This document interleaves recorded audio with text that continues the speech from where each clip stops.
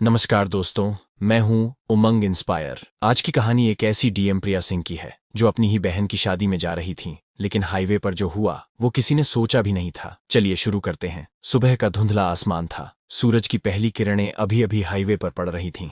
हवा में हल्की ठंडक थी और दूर दूर तक खेतों की हरियाली शांत लहरों की तरह झूम रही थी। डीएम प्रिया सिंह, जिले की सबसे युवा और ईमानदार आईएएस अधिकारी, आज वे अपनी साधारण नीली जीन्स और सफेद टी शर्ट में एक पुरानी सी हीरो स्प्लेंडर बाइक पर तेज रफ्तार से गांव की ओर बढ़ रही थीं। अपनी बहन की शादी की तैयारियां जो संभालनी थीं। दोस्तों ध्यान दीजिए, एक डीएम होते हुए भी प्रिया सिंह आज बिल्कुल आम लड़की की तरह अपनी बहन की शादी में जा रही थीं। यही तो असली इंसानियत है। पद बड़ा हो जाए लेकिन दिल वैसा ही रहे। हवा में उड़ते उनके लंबे काले बाल, चेहरे पर हल्की सी मुस्कान, जैसे कोई बिल्कुल साधारण बहन अपनी खुशियों में डूबी हो। न कोई चमचमाती सरकारी गाड़ी, न कोई सायरन बजाती एसयूवी, न कोई सिक्योरिटी गार्ड, बस एक आम बहन की तरह वे बिना हेलमेट के बाइक चला रही थीं, क्योंकि आज का सफर उनके लिए पूरी तरह निजी था। उनकी बहन रिया की शादी थी और प्रिया को गांव पहुंचकर अंतिम रस्में देखनी थीं। जैसे ही प्रिया हाईवे के एक घुमावदार मोड़ से गुजरी, उन्हें आगे पुलिस की बैरिकेडिंग दिखाई दी। लाल नीली लाइट्स चमक रही थीं। 4-5 कांस्टेबल हाथों में लाठी लिए सड़क पर बोरियत भरी निगाहों से खड़े थे। बीच में खड़ा था थानाध्यक्ष विजय शर्मा, मध्यम कद, धूल से भरी वर्दी और आंखों में एक अजीब सी कुटिल चमक। वह सिगरेट का लंबा कश लेते हुए इधर उधर देख रहा था। प्रिया की बाइक की आवाज सुनते ही उसने हाथ उठाकर रोकने का इशारा किया। प्रिया ने ब्रेक लगाया और बाइक साइड में खड़ी कर दी। इंजन की आवाज धीरे धीरे शांत हो गई, लेकिन हवा में हल्का सा तनाव घुल चुका था। विजय शर्मा ने सख्त और छिपी हुई धमकी भरे लहजे में कहा, कहाँ जा रही हो बेटी? दस्तावेज दिखाओ, लाइसेंस, रजिस्ट्रेशन, सब। प्रिया ने शांत स्वर में जवाब दिया, सर मेरी बहन की शादी है, गांव जा रही हूँ। दस्तावेज यहाँ हैं। उन्होंने बैग से कागज निकाले और उसे दे दिए। विजय ने पहले कागज, फिर प्रिया को ऊपर से नीचे तक निहारा। उसकी नजरों में वैसे ही भूखा सा अंदाज था, जैसे कोई शिकारी शिकार को तौल रहा हो। फिर उसके होंठों पर एक व्यंग्यपूर्ण मुस्कान फैल गई। शादी? अरे वाह, तो खुशी का मौका है, लेकिन बिना हेलमेट के ये स्पीडिंग, हाईवे पर जान जोखिम में डाल रही हो। चालान कटेगा, कम से कम 500 रुपए। वह चालान बुक निकालने लगा, लेकिन उसकी आंखों में जो लालच था वह साफ दिख रहा था। ऐसा लग रहा था जैसे ये चालान बस एक बहाना हो। दोस्तों, असल जिंदगी में सबसे बड़ी तकलीफ यही है, सिस्टम की रक्षा करने वाले ही कई बार लोगों का फायदा उठाने लगते हैं। आप बताइए, क्या आपके साथ कभी ऐसा हुआ है? प्रिया ने गहरी सांस ली और संयम से बोली, सर मैंने कोई नियम नहीं तोड़ा, स्पीड लिमिट के अंदर चला रही थी और हेलमेट गांव में जल्दीबाजी में भूल गई, प्लीज समझ लीजिए। विजय का चेहरा अचानक सख्त हो गया। वह बुक बंद करते हुए बोला, अरे बहन, कानून हमें सिखाने लगी तुम? पुलिस का आदेश है तो चुपचाप मान लो, पैसे दो या थाने चलो। एक क्षण के लिए प्रिया की आंखों में तेज चिंगारी चमकी, लेकिन उन्होंने खुद को काबू किया। यही फर्क होता है, एक आम इंसान और एक अधिकारी में। गुस्सा आ सकता है, पर जवाब हमेशा शांत रहकर देना पड़ता है। और सच कहूं, प्रिया सिंह का यही संयम उनकी सबसे बड़ी ताकत था। वे जानती थीं कि यह सिस्टम की गंदगी का सिर्फ एक छोटा सा नमूना है। समाज की असली तस्वीर कई बार तब सामने आती है जब शक्ति गलत हाथों में पहुंच जाती है। इंसाफ की लड़ाई यहीं से शुरू होती है। विजय ने पास खड़े एक कांस्टेबल, दुबले पतले युवक नाम राकेश की ओर इशारा किया, लेकिन प्रिया को अंदाजा भी नहीं था कि आगे जो होने वाला है वह उनके भरोसे की बुनियाद हिला देगा। विजय झुककर प्रिया के कान में धीरे से फुसफुसाया, ये सीधी नहीं मानेगी, इसे सबक सिखाना पड़ेगा, वरना ये बाकी लड़कियों को भी उकसाएगी। अचानक विजय का हाथ ऊपर उठा और जोरदार थप्पड़ प्रिया के दाएं गाल पर पड़ा। आवाज इतनी तेज थी कि आसपास खड़े कांस्टेबल भी चौंक गए। प्रिया का सिर झटके से घूम गया, गाल पर जलन दौड़ गई, आंखों में आंसू उभर आए, लेकिन दर्द से ज्यादा गुस्सा था। हर मजबूत इंसान की तरह प्रिया के अंदर भी एक आग थी, लेकिन वे सही समय का इंतजार कर रही थीं। विजय गर्जा, सवाल मत पूछो, समझी? हमारे देश में आज भी बहुत लोग सच को दबाने की कोशिश करते हैं, लेकिन सच जितना दबाया जाए उतना ही जोर से उठता है। प्रिया ने अपना चेहरा सीधा किया, होंठ काटे, लेकिन मुंह से एक भी शब्द नहीं निकाला। उनकी आंखों में आग की लपटें थीं, पर वे चुप रहीं। वे देखना चाहती थीं कि यह अत्याचार कितनी दूर तक जाएगा। कभी कभी चुप रहना कमजोरी नहीं, रणनीति होती है। प्रिया वही कर रही थी। विजय ठाका लगाकर बोला, देखो अभी भी घमंड बाकी है, लगता है और सिखाना पड़ेगा। कांस्टेबल राकेश आगे बढ़ा, सर इसे थाने ले चलते हैं, वहां आराम से डील करेंगे, शायद कुछ पैसे भी निकल आएं। यही है भ्रष्टाचार की जड़, जहां इंसानियत की जगह लालच ले लेता है। विजय ने सिर हिलाया, हाँ चलो, इसे थाने ले जाओ, वहां पता चलेगा पुलिस से पंगा लेने का अंजाम क्या होता है। कांस्टेबल सुरेश, मोटा तगड़ा आदमी, ने प्रिया का बायां हाथ पकड़कर कहा, चलो जीप में बैठो जल्दी। प्रिया ने उसका हाथ झटक दिया और गुस्से से भरी आवाज में बोली, हाथ हटाओ। हर महिला को हक है कि वह गलत के खिलाफ आवाज उठाए, चाहे सामने कोई भी हो। मुझे छूने की हिम्मत मत करना। विजय का खून खौल उठा, उसका चेहरा लाल हो गया। इसके घमंड को तोड़ो, इसे दिखाओ कि यहाँ कौन राज करता है। राकेश आगे बढ़ा और प्रिया के बाल कसकर खींचे, जैसे वह किसी इंसान के साथ नहीं, किसी जानवर को सजा दे रहा हो। प्रिया दर्द से चीख उठी, आह! लेकिन उन्होंने अपनी पहचान अभी भी छुपा रखी। उनकी खामोशी हार की नहीं, युद्ध की शुरुआत थी। वे देखना चाहती थीं कि ये लोग, जो कानून के रक्षक कहलाते हैं, कितनी गिरावट दिखा सकते हैं। इसी बीच सुरेश ने गुस्से में उनकी बाइक को लात मार दी। वह सिर्फ एक बाइक नहीं थी, वह प्रिया की मेहनत और गरिमा का प्रतीक थी। धातु की आवाज गूंजी और बाइक सड़क पर गिर पड़ी। सुरेश चिल्लाया, बड़ी बन रही हो शरीफ, अब तेरा खेल खत्म, थाने में तेरी इज्जत उतारेंगे। प्रिया समझ गई थी कि सिस्टम कितना सड़ चुका है। दोस्तों, जब सिस्टम कमजोर हो जाए तो उसे बदलने की जिम्मेदारी उन लोगों पर होती है जो सच के लिए खड़े हों। इन लोगों के अंदर इंसानियत नाम की कोई चीज नहीं बची थी। विजय गर्जा, तेरे जैसे कई आए गए हैं, पुलिस से टकराएगी तो औकात दिखेगी। लेकिन विजय नहीं जानता था कि जिसका वह अपमान कर रहा है वही उसकी दुनिया बदलने वाली है। थाने ले चलो, जल्दी। प्रिया अब भी चुप रहीं। वे जानना चाहती थीं कि प्रशासन की यह अराजकता कितनी गहरी है। क्या यह सिर्फ नीचे के स्तर तक सीमित है या ऊपर तक फैली है? विजय अब चिढ़ने लगा था। सामने एक साधारण लगने वाली लड़की, जिसे थप्पड़ मारा गया, बाल खींचे गए, घसीटा गया, फिर भी चुप। यह खामोशी उसे और भड़का रही थी, जैसे कोई चुनौती हो। ले चलो थाने, वहां देखेंगे इसका क्या हाल करना है। कोई केस ठोक देंगे, चोरी या फिर ब्लैकमेल। दो कांस्टेबल राकेश और सुरेश ने प्रिया के दोनों हाथ पकड़ लिए और घसीटने लगे। प्रिया की चीख गूंज उठी, छोड़ो मुझे, ये अन्याय है। पहली बार उनकी आवाज में डर नहीं था, केवल गुस्सा था। विजय हंसा, अब जुबान खुली, थाने में देखो कितनी बोलती है ये, चुप रहना सीखेगी। अंदर घुसते ही विजय ने जोर से चिल्लाया, अरे ओए, चाय पानी लाओ सबके लिए, स्पेशल गेस्ट आया है। एक होशियार लड़की। प्रिया को एक बेंच पर बिठा दिया गया। वे शांत बैठी रहीं, चारों ओर नजर दौड़ा रही थीं। थाने में हलचल थी। कुछ कांस्टेबल फाइलें इधर उधर कर रहे थे।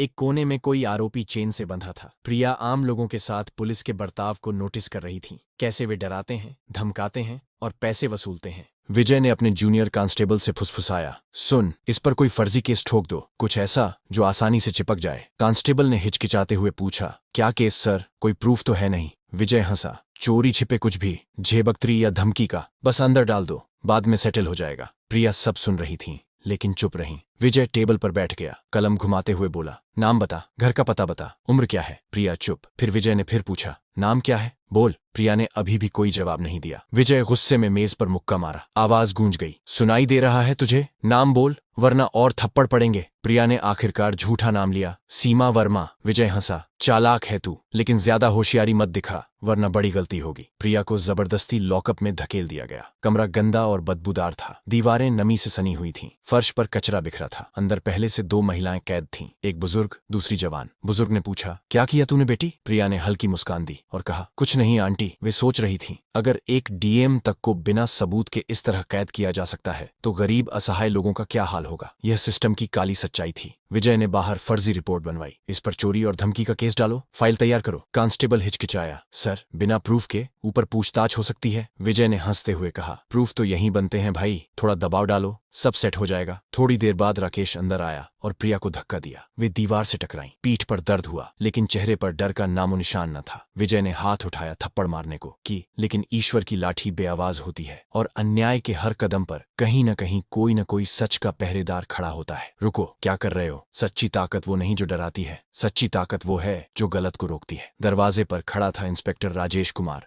थाने में ईमानदारी के लिए मशहूर। लंबे कद के, चश्मा लगाए, उनके चेहरे पर हमेशा एक गंभीरता रहती। ऐसे लोग ही सिस्टम को जिंदा रखते हैं, नहीं तो कानून सिर्फ कागज पर रह जाता है। उन्होंने लॉकअप देखा, गंदगी, कैदियों की थकी आंखें और चेहरा सिकुड़ गया। ये सब क्या तमाशा चला रहे हो यहाँ? जहाँ कानून बनने वाले ही कानून तोड़ने लगे, वहाँ इंसाफ सिर्फ एक सपना बन जाता है। विजय ने झूठी मुस्कान लगाई, सर कुछ नहीं, एक सड़क छाप लड़की ज्यादा ताव दिखा रही है, बस जरा सबक सिखा रहे हैं। चेकिंग के दौरान बदतमीजी की। राजेश की नजर प्रिया पर पड़ी। उनके हाव भाव, उनकी शांत मुद्रा, सब कुछ साधारण महिलाओं जैसा नहीं लग रहा था। कभी कभी शांत चेहरा सबसे बड़ा सच छुपाए बैठा होता है। इसका अपराध क्या है, साफ साफ बताओ। किसी पर आरोप लगाना आसान है, लेकिन सच जानना मुश्किल। विजय हड़बड़ाया, सर, हेलमेट न पहनना, स्पीडिंग और ऊपर से तेवर। राजेश को शक हुआ। उन्होंने प्रिया की ओर देखा, तुम्हारा नाम क्या है, बोलो। प्रिया चुप रही। चुप्पी कभी कभी सबसे बड़ा विरोध होती है, खासकर तब जब सच का समय अभी नहीं आया हो। विजय बोला, सर, ये तो नाम तक नहीं बता रही, जिद्दी है। राजेश पूरी तरह सतर्क हो गया। ठीक है, इसे अलग सेल में शिफ्ट करो, मैं खुद जांचूंगा। कोई जल्दबाजी मत करो। ईमानदार लोग फैसले मौके देखकर नहीं लेते, न्याय देखकर लेते हैं। विजय हैरान रह गया। सर,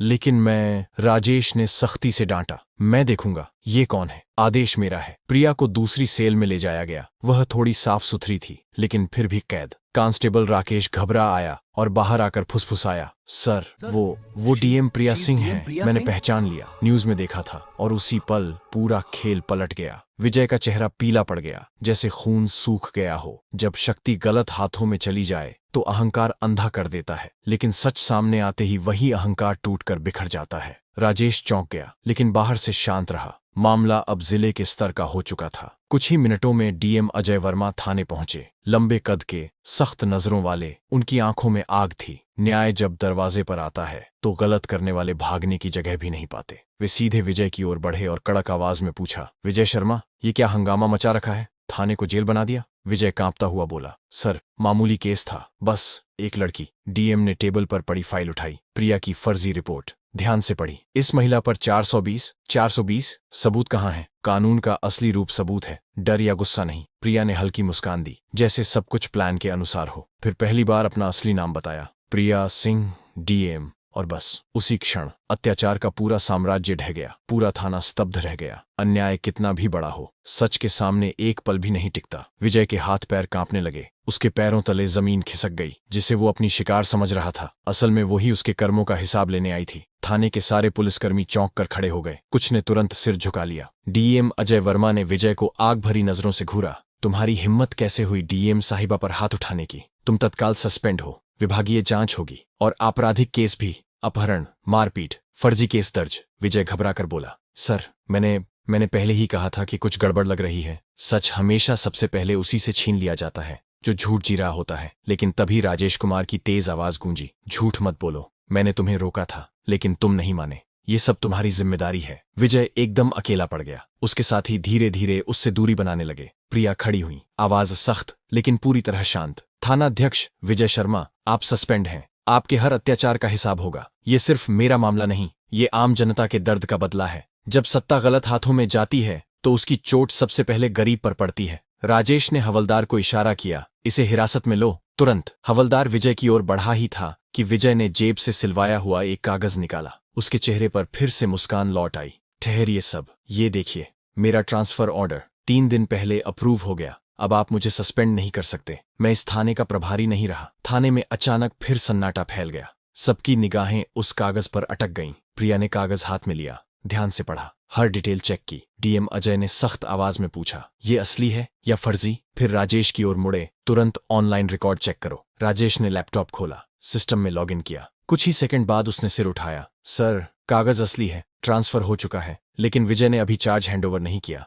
मतलब तकनीकी रूप से अभी भी ये थाने का प्रभारी है। गलत लोग कानून की कमजोरियां ढूंढ लेते हैं, पर सच की पकड़ से कभी नहीं बच पाते। डीएम गरजे, ट्रांसफर के बाद भी अपराध किया तो सजा और भी सख्त होगी। गिरफ्तार करो इसे अभी। विजय की हिम्मत टूटने लगी, चेहरा पीला पड़ गया, लेकिन फिर भी बोला, ठहरिए मैडम, मैं अकेला नहीं हूं। ये थाना भ्रष्टाचार का अड्डा है, ऊपर तक कनेक्शन है, सब मेरे साथ हैं। उसने धीरे से कुछ कांस्टेबलों की ओर इशारा किया। वे घबरा गए, चेहरों का रंग उड़ गया। राजेश एकदम चौकन्ना होकर खड़ा हो गया। प्रिया ने डीएम अजय की तरफ देखते हुए दृढ़ स्वर में कहा, इस पूरे थाने की जांच होनी चाहिए, कोई नहीं बचेगा। जब सच कदम बढ़ाता है तो पूरा तंत्र हिल जाता है। डीएम ने तुरंत फोन उठाया, एंटी करप्शन टीम बुलाओ, पूरे जिले से। थाने को तुरंत सील करो। थाने में हड़कंप मच गया। कांस्टेबल इधर उधर भागने लगे, कुछ फाइलें छिपाने लगे, कुछ फोन स्विच ऑफ करने लगे। जांच शुरू हुई तो एक हवलदार, नाम था मोहन, आगे बढ़ा, हाथ जोड़कर रोते हुए बोला, मैडम, मुझे माफ कर दीजिए, मैं सिर्फ आदेश मान रहा था, मजबूरी थी। गुनाह करने वाले से ज्यादा खतरनाक वह होता है जो डर के कारण चुप रहता है। तभी एक और कांस्टेबल डरते डरते एक फाइल लेकर आया, मैडम, हमारे बड़े साहब भी इसमें शामिल हैं, सबूत इस फाइल में है। डीएम अजय गरजे, कौन बड़े साहब? कांस्टेबल कांपते स्वर में बोला, एसएसपी साहब, वही मास्टरमाइंड है। और कहानी वहीं से शुरू होती है जहां लोग सोचते हैं कि कहानी खत्म हो गई। रिश्वत का 30% हिस्सा ऊपर तक जाता है। ये सुनते ही डीएम अजय सिंह के चेहरे पर एक गहरी सख्ती उतर आई। थाने में ऐसा सन्नाटा छा गया जैसे किसी ने अचानक हवा रोक दी हो। डीएम ने लंबी सांस ली, फिर ठंडे लेकिन बेहद दृढ़ स्वर में कहा, इस थाने के पूरे स्टाफ को तत्काल प्रभाव से निलंबित किया जाता है। कोई अपवाद नहीं। पल भर में पुलिस वालों के चेहरों से रंग उड़ गया। कुछ ने घबराकर मोबाइल निकाला, ऊपर फोन करने लगे, कुछ बस जमीन को घूरते खड़े रहे। और विजय, वो हकबकाया सा चारों तरफ वहीं आखिरी रास्ता ढूंढ रहा था जो अब कहीं नहीं था। अब कोई नहीं बच सकता था। सच आज खुलकर सामने आ चुका था। प्रिया ने डीएम की ओर देखा और तीखे शब्दों में कहा, अब एसएसपी साहब से भी जवाब लेना होगा। ये खेल सिर्फ यहीं तक सीमित नहीं है। डीएम ने आदेश लिखा, एसएसपी को तुरंत बुलाओ, कोई बहाना मत सुनना।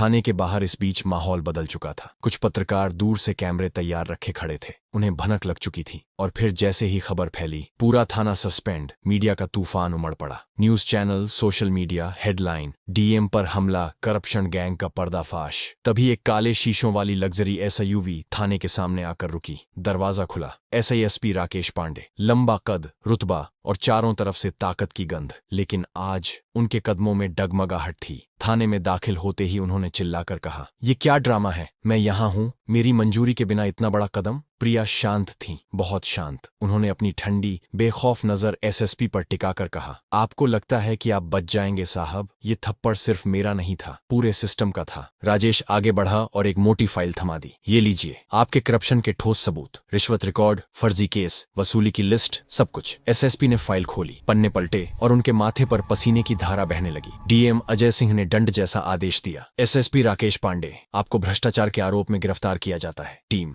हिरासत में लो। कमरे में सन्नाटा, पुलिस फोर्स अवाक। इतने बड़े अधिकारी को पहली बार किसी ने इस तरह चुनौती दी थी। जैसे ही एसएसपी की गिरफ्तारी हुई, पूरा जिला हिल गया। हेडक्वार्टर में फोन घनघनाने लगे। राज्य स्तर पर हड़कंप। सीएम ऑफिस में बैठक पर बैठक। सीएम ने आदेश दिया, विशेष जांच टीम बनाई जाए। जिले 3000 के सभी भ्रष्ट अधिकारियों को तुरंत गिरफ्तार किया जाए, कोई बचना नहीं चाहिए। और कुछ ही घंटों में धरपकड़ शुरू। 50 से ज्यादा पुलिसकर्मी, 15 अधिकारी, कई प्रभावशाली नेता, सब पकड़ लिए गए। फर्जी केस, अवैध वसूली, आम जनता पर अत्याचार, सभी सच सामने आ गया। प्रिया सिंह की ईमानदारी ने पूरे सिस्टम को हिला दिया था। अब जिले में नया प्रशासन था, ईमानदार अधिकारी, सख्त निगरानी, हर थाने में सीसीटीवी और जनता के लिए सीधी हेल्पलाइन। भ्रष्टाचार का जाल टूट चुका था। मिशन पूरा होते ही प्रिया अपनी बहन की शादी में पहुंची, सिर्फ एक साधारण सूट में, लेकिन उनके माथे पर चमकती थी जीत की लकीरें। अब वह सिर्फ एक अफसर नहीं, लाखों के लिए उम्मीद की मिसाल थी। उन्होंने साबित कर दिया कि ईमानदारी सिर्फ व्यक्तिगत बदला नहीं लेती, वह पूरे सिस्टम को बदल देती है। एक थप्पड़ ने इतिहास नहीं बदला, लेकिन एक महिला की हिम्मत ने क्रांति ला दी। ये कहानी पूरी तरह काल्पनिक है। इसका उद्देश्य सिर्फ प्रेरणा और जागरूकता है। अगर आपको ये वीडियो पसंद आया हो तो लाइक करें, शेयर करें और ऐसे ही प्रेरक कंटेंट के लिए चैनल को सब्सक्राइब जरूर करें। धन्यवाद।